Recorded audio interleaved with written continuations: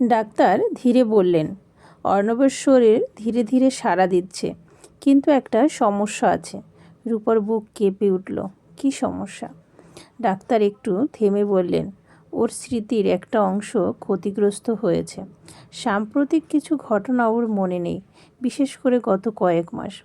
রূপার চারপাশটা ফাঁকা হয়ে গেল।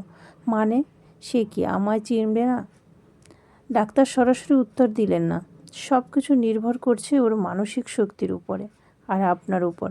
রূপা ধীরে ধীরে অর্ণবের কাছে গেল। অর্ণব তখন জেগে আছে, চোখে একরাশ বিস্ময়। রূপা কাপা গলায় বলল, আমি রূপা। অর্ণব কিছুক্ষণ তাকিয়ে রইল, চোখে যেন খুঁজে বেড়াচ্ছে কোনো স্মৃতি। তারপর খুব শান্ত গলায় বলল, আমি দুঃখিত। আমি কি আপনাকে চিনি?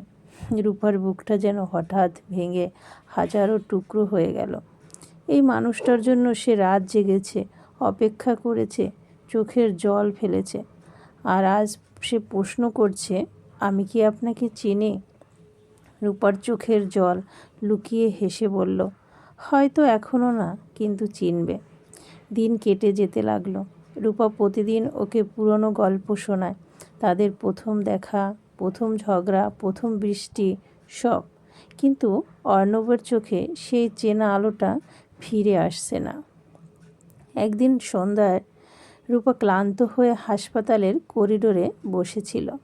হঠাৎ পেছন থেকে পরিচিত কণ্ঠ। রূপা সে ফিরে তাকালো। অর্ণব দাঁড়িয়ে, চোখে অদ্ভুত এক গভীরতা। সব মনে নেই, কিন্তু একটা অনুভূতি আছে।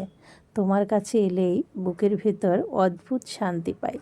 মনে হয় আমি তোমাকে অনেক আগে থেকেই ভালোবাসি। রূপার চোখ ভিজে গেল।